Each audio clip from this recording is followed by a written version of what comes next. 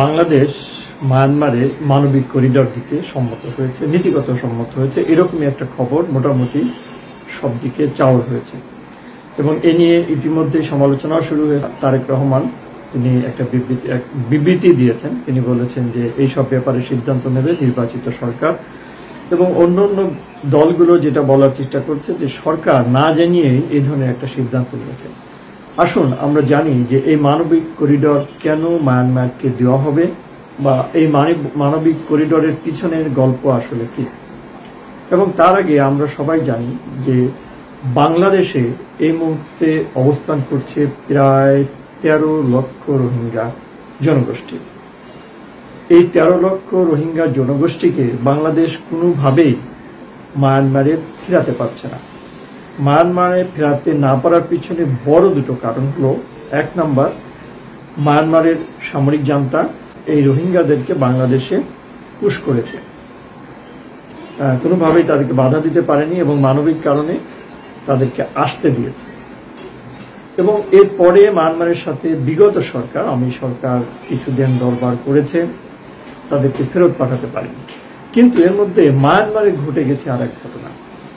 মায়ানমারের আরাকান রাজ্যের দায়িত্ব নিয়েছে এখন আরাকান আর্মি, অর্থাৎ মায়ানমারের জান্তা সরকারকে হটিয়ে সেখানে প্রায় আরাকান রাজ্যের প্রায় সমস্ত অংশই, প্রায় 90% অংশই তারা এখন নিয়ন্ত্রণ করছে, অর্থাৎ সেখানে রাজত্ব এখন আরাকান আর্মি। কিন্তু তারা এখনো আন্তর্জাতিক স্বীকৃতিভাবে পায়নি।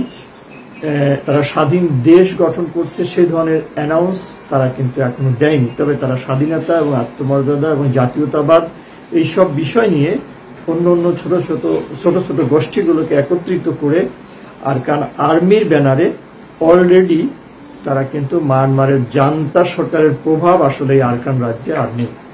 কিন্তু এই রোহিঙ্গারা আসছে কোথা থেকে? এই রোহিঙ্গারা আসছে কিন্তু সবই আরাকান রাজ্য থেকে।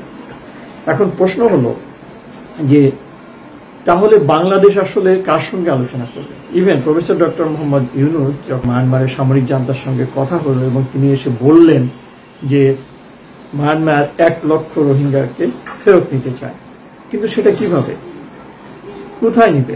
আরাকান রাজ্যে। কিন্তু আরাকানে তো মায়ানমার সরকারের কোনো কর্তৃত্বই নেই। তো এইখানে আরেকটা জিনিস ঘটে গেছে, সেটা হলো এই যে জাতিসংঘের মহাসচিব কিন্তু বাংলাদেশে এসেছিলেন এবং তিনি পুরা রোহিঙ্গার শরণার্থীদের ক্যাম্পগুলো পরিদর্শন করছেন। এবং তিনি চলে যাওয়ার পরে যে বিষয়টা সবার সামনে এসছে সেটা হলো যে এই যে আবার যেটা বলছিলাম, আগের কথাটা বলি, যে আরাকান রাজ্যে আরাকান আর্মি যে জায়গাটা দখল করেছে, যে রাজ্যের যে 90% জায়গা দখল করে নিয়েছে, সেখানে কিন্তু এক ধরনের মানবিক বিপর্যয় ঘটেছে। যেহেতু সেখানে অনেকদিন ধরেই যুদ্ধ চলছে, গৃহযুদ্ধ চলছে, বা সেখানে ইদানিং বলা হচ্ছে যে প্রাকৃতিক কারণ ঘটে গেছে, সেখানে খাদ্য অভাব দেখা দিয়েছে, একটা দুর্ভিক্ষর মতো পরিস্থিতি দেখা দিয়েছে। এই সবের আলোকে জাতিসংঘের তরফ থেকে সেখানে যাতে ত্রাণ সামগ্রী পৌঁছানো যায়, মানবিক সাহায্য যাতে পৌঁছানো যায়, তার জন্য আসলে কিন্তু বাংলাদেশের কাছে আবেদন করা হয়েছে এবং বাংলাদেশ নীতিগতভাবে সম্মত হয়েছে। বাংলাদেশ এখানে সম্মত কেন হলো? সম্মত না হওয়ার পিছনে লজিক, সম্মত হওয়ার পিছনে লজিক কি? নাম্বার ওয়ান লজিক, যেহেতু আরাকান রাজ্যে এখনো কিছু অবশিষ্ট রোহিঙ্গা আছে, দুর্ভিক্ষের কারণে বা সেখানে খাদ্য অভাবের কারণে যদি সেই রোহিঙ্গারাও বাংলাদেশের দিকে চলে আসতে শুরু করে, তাহলে বাংলাদেশের পক্ষে কোনোভাবেই তাদেরকে ঠেকানো সম্ভব হবে না। এবং যখন এই কথা বলছি, ইতিমধ্যেই কিন্তু জাতিসংঘের মহাসচিব আসার পরপরই, চলে যাওয়ার পরপরই কিন্তু বলা হচ্ছে যে আরো প্রায় 1 লক্ষ রোহিঙ্গা বাংলাদেশে প্রবেশ করেছে। তো এই অবস্থা চলতে থাকলে বলা যায় যে এই আরাকান রাজ্যের যত রোহিঙ্গা আছে সব বাংলাদেশে চলে আসবে। আর আরাকান রাজ্যের নেতৃত্ব বা কর্তৃত্ব যেহেতু এখন আরাকান আর্মি যেহেতু এখানে প্রায় স্বাধীন করে ফেলেছে, এরকম অবস্থা তৈরি করেছে এবং বাংলাদেশের পার্শ্ববর্তী অঞ্চল দিয়ে, বাংলাদেশের সীমান্ত দিয়ে কিন্তু তারা অবস্থানও করছে। তো এইসব বিবেচনায় বাংলাদেশের জন্য একটা ভালো সুযোগ ছিল এই মানবিক করিডর দিয়ে আরাকানে ত্রাণ সামগ্রী পৌঁছানো এবং এর মাধ্যমে আরাকান আর্মির সঙ্গে একটা সম্পর্ক গড়ে তোলা।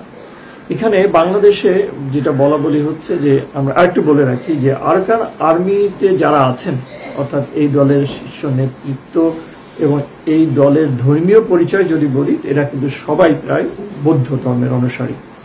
কিন্তু আরাকানে আরেকটা সশস্ত্র সংগঠন আছে, যেটা আরাকান রোহিঙ্গা সালভেশন ফ্রন্ট, যেটার নেতৃত্বে আছে কিন্তু একজন মুসলিম এবং উনি পাকিস্তানি বংশোদ্ভূত। আরাকান রোহিঙ্গা সালভেশন ফ্রন্টের যিনি নেতা, তিনি কিন্তু আবার কয়েকদিন আগে গ্রেপ্তার হয়েছেন এবং বাংলাদেশ সরকার তাকে গ্রেপ্তার করেছে। এখানে একটা মেসেজ আছে, সেটা হলো যে এই বাংলাদেশে জামাত ইসলামী সহ ধর্মভিত্তিক কিছু দল, তারা চাচ্ছিলেন যে আরাকান আর্মি নয়, আরাকান রোহিঙ্গা সালভেশন ফ্রন্টের সঙ্গে বাংলাদেশ কাজ করবে এবং তাদের, যেহেতু তারা মুসলিম, যেহেতু তারা নির্যাতিত মুসলিম এবং সামরিক জান্তা যেহেতু মুসলিমদেরকে সে দেশ থেকে বের করে দিয়েছে, সো আমাদেরকে এই পক্ষ অবলম্বন করতে হবে বা আমরা তাদের পক্ষে দাঁড়াতে চাই। কিন্তু বাস্তবতা হলো এই যে আমাদের আসলে এই মুহূর্তে পক্ষ বাছাই করার সুযোগ যতটা না আছে, তার থেকে বেশি গুরুত্বপূর্ণ হলো যে এই রোহিঙ্গাদেরকে তাদের নিজ ভূমিতে ফিরিয়ে দেওয়া। তো যেহেতু আরাকানে এখন পুরা আরাকান রাজ্য দখল করেছে আরাকান আর্মি, তো আমাদের সখ্যতা আসলে তাদের সঙ্গেই বাড়ানোর দরকার। এই মানবিক করিডর দেওয়ার মাধ্যমে আমরা হয়তো একটা অবস্থায় তাদের কাছাকাছি আসতে পারি এবং যেহেতু এখানে জাতিসংঘের ইনভলভমেন্ট আছে, তো আমরা ধরে নিতে পারি জাতিসংঘের ইনভলভমেন্ট থাকা মানে হলো পশ্চিমা রাষ্ট্রগুলোর সমর্থন থাকা এবং পশ্চিমা রাষ্ট্রগুলো নিশ্চয়ই বাংলাদেশের এই সিদ্ধান্তকে স্বাগত জানিয়েছে বা বাংলাদেশের এই সিদ্ধান্ত নেয়ার ব্যাপারে সহযোগিতা করেছে, এটা স্পষ্টত বোঝা যাচ্ছে। এখন এর পরের ঘটনাটা কি? আরাকান আর্মি এবং আরাকান রোহিঙ্গা সালভেশন ফ্রন্ট, এই দুটোর আবার রাজনৈতিক দৃষ্টিভঙ্গি সম্পূর্ণ আলাদা। তার মধ্যে একটু যোগ করি যে আরাকান আর্মির সঙ্গে কিন্তু চীনের একটা সখ্যতা আছে, অর্থাৎ আরাকান আর্মি কিন্তু চীনেরও পছন্দের একটা দল এবং পশ্চিমা দেশগুলো কিন্তু আরাকান আর্মিকে সমর্থন দিয়েছে বা তাদের সরাসরি তারা সমর্থন দেয়নি, কিন্তু তারা মোটামুটি সমর্থন পেয়েছে এমন ধারণা পোষণ করা যায়। অপরদিকে আরাকান রোহিঙ্গা সালভেশন ফ্রন্টের কিন্তু কোনো সমর্থন নেই। তবে আরেকটু বলি, ভারত কিন্তু বরাবরই এই আরাকান আর্মিকে সমর্থন করে না, অর্থাৎ বিরোধিতা করে। তো এই বাস্তবতার প্রেক্ষিতে বাংলাদেশের আসলে সুযোগ হলো, যদি অদূর ভবিষ্যতেও আমরা রোহিঙ্গাদেরকে ফেরত পাঠাতে চাই মায়ানমারে, অর্থাৎ আরাকান রাজ্যে ফেরত যদি পাঠাতে চাই, তাহলে এখন আর মায়ানমারের জান্তা সরকার না, এই আরাকান আর্মি আমাদের জন্য সব থেকে ভালো সিদ্ধান্ত। অর্থাৎ আরাকান আর্মি এখন জাস্ট শুধু সময়ের অপেক্ষা, তারা এই এলাকায় একটা নতুন দেশ গড়বে এবং এটাও অ্যানাউন্সমেন্ট করা হয়েছে যে তারা যখন এই আরাকানকে স্বাধীন রাষ্ট্র হিসেবে ঘোষণা করবে, তারা বাংলাদেশের পার্বত্য চট্টগ্রামের কিছু অংশ দাবি করছে এবং সে ব্যাপারে তাদের ইতিমধ্যে মনোভাবও প্রকাশ করেছে।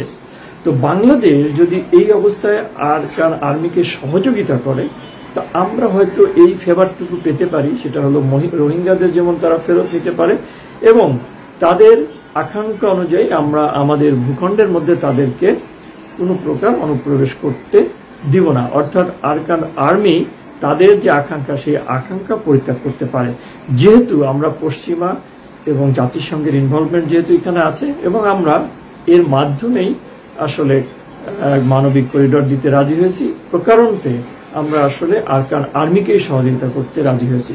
এখন আরেকটা প্রশ্ন হতে পারে যে হ্যাঁ, তাহলে বাংলাদেশি কি কেন লাগবে? যদি মানবিক সহযোগিতা পাঠানোর ইস্যু হয় আরাকান রাজ্যে, তাহলে বাংলাদেশ থেকেই কেন করিডর নিতে হবে? আরাকান রাজ্যে তো বিশাল সমুদ্র উপকূল আছে, বন্দর আছে, তার মাধ্যমেও তো এই কাজটা জাতিসংঘ করতে পারে বা পশ্চিমারা এই কাজটা করতে পারে। এখানে একটা বিষয় আছে, সেটা হলো এই যে এখনো পশ্চিমা রাষ্ট্রগুলো কিন্তু আরকান স্বাধীনতা ঘোষণা করেছে বা আরকান আর্মি যে স্বাধীন হয়েছে সেই ব্যাপারে কিন্তু তারা এখন কোনো স্বীকৃতি দেয়নি, আনুষ্ঠানিক স্বীকৃতি দেয়নি।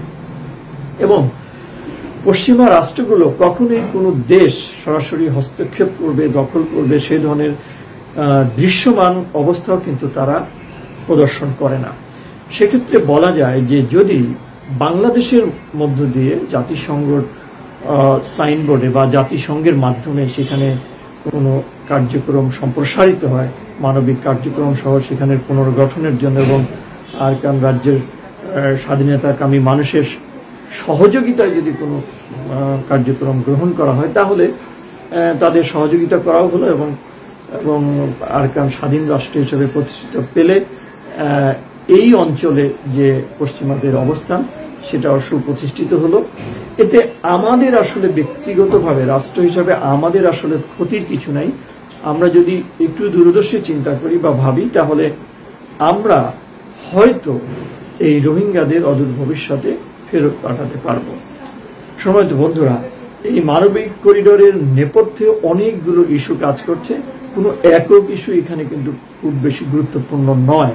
আর বাংলাদেশেরও আসলে কোনো সিদ্ধান্ত নেওয়া ছাড়া এখন আর কোনো উপায়ও নেই।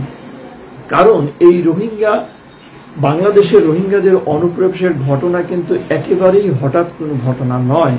বিগত শেখ হাসিনাই যে এদেরকে ওয়েলকাম করেছে বাংলাদেশে, বিষয়টা কিন্তু তা নয়।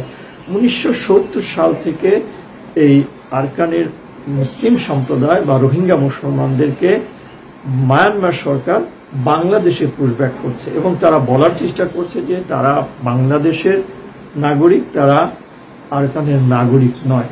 তো এই সব বিবেচনায় বাংলাদেশের এখন সব থেকে ভালো এবং বাংলাদেশের সব থেকে সুইটেবল সিদ্ধান্ত হলো বা কার্যকরী সিদ্ধান্ত হবে যদি জাতিসংঘের মাধ্যমে আরকান আর্মিকে সমর্থন জুগিয়ে বা আরকান আর্মির আন্ডারস্ট্যান্ডিংয়ে যদি আমরা সেখানে কিছু অবদান রাখতে পারি, তাহলে হয়তো আমরা এর সুফল পরবর্তীতে পাব।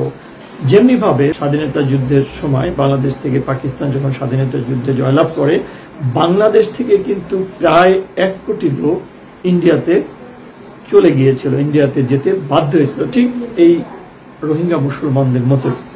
তখন ইন্ডিয়ান গভর্নমেন্ট কিন্তু নানা কিছু বিবেচনা করে এবং তাদের মাথায় অবশ্য এটা ছিল যে 1 কোটি লোক ভারতে শরণার্থী।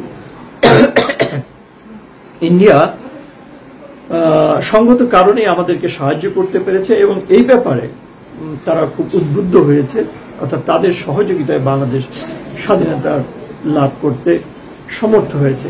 ঠিক একইভাবে যদি আরকান আর্মি মায়ানমার থেকে স্বাধীন রাষ্ট্র হিসেবে স্বাধীন রাষ্ট্র হিসেবে প্রতিষ্ঠিত হয়, তাহলে বাংলাদেশের হয়তো একটা ভালোবাসা তাদের প্রতি থাকবে এবং বাংলাদেশের ভবিষ্যতে হয়তো একটা সম্মানজনক অবস্থা প্রতিষ্ঠিত হবে।